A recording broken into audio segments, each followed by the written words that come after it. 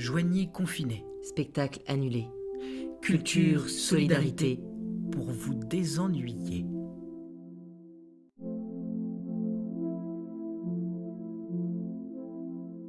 William Shakespeare. Auteur de la deuxième moitié du XVIe siècle, début XVIIe siècle. Anglais. Mais finalement, on peut dire universel, saute frontière. Tout simplement le plus grand dramaturge de tous les temps.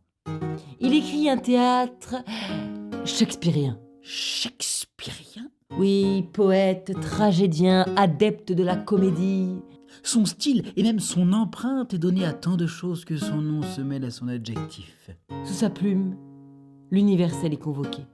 Rien que ça. On a besoin de céleste, de regarder plus haut que les étoiles en ce moment pour oublier ce qui flotte dans l'air. Exactement. Alors les Joviniens, besoin de prendre l'air sur le balcon ? Vous avez le droit, ouf. Profitez-en pour travailler votre prose. Écoutez plutôt. Extrait, Roméo et Juliette. Juliette, la nourrice. La pendule sonnait 9h quand Nourrice est partie. Elle m'a promis d'être de retour dans la demi-heure. Peut-être n'a-t-elle pas pu le voir ? Impossible. Oh, mais elle traîne la jambe !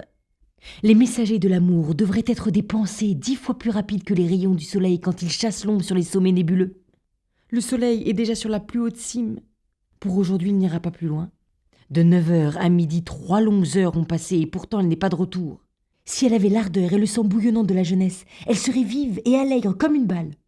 D'un mot, je la lancerai à mon amour qui me la renverrait en un mot. Mais les vieux sont lents, gauches, pâles et lourds comme le plomb. On les dirait à moitié morts. Ah, enfin, elle est là. Nourrice, ma douce, quelle nouvelle ? Est-ce que tu l'as vue ? Renvoie ton valet. Pierre, attends à la porte. Et maintenant, ma chère, ma bonne nounou. Mais Seigneur, pourquoi cet air triste ? Si ton message est triste, dis-le gaiement. Mais s'il est gai, tu me gâches la musique des bonnes nouvelles en me la jouant avec cet air abattu. Oh, je suis fourbu, laisse-moi le temps de souffler. Oh, tous mes os me font mal, quel voyage. Je veux bien te donner mes os, mais donne-moi des nouvelles. Je t'en prie, nourrice. Parle, raconte. Ma chérie, ma belle, dis-moi. Jésus, quelle hâte. Tu peux bien attendre une minute. Tu vois pas que je suis tout essoufflé.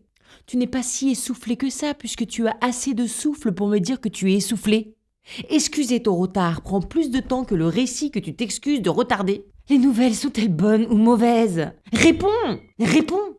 Un mot, un seul, et pour les détails, on verra plus tard. Je dois savoir, tout va-t-il bien ou mal ? Au moins, tu n'as pas fait ta délicate.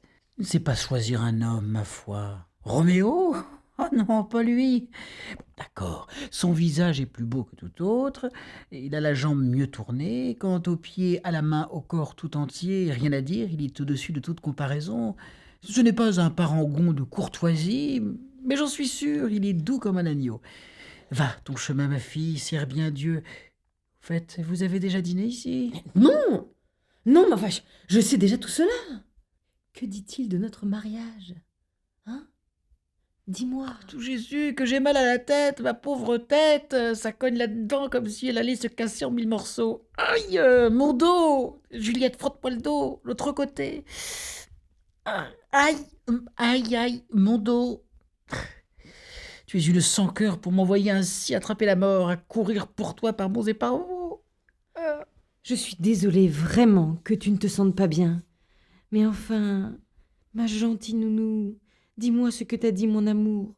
Ton amour qui est honnête, poli, gentil, joli, et j'en mettrai ma main au feu, vertueux, a dit...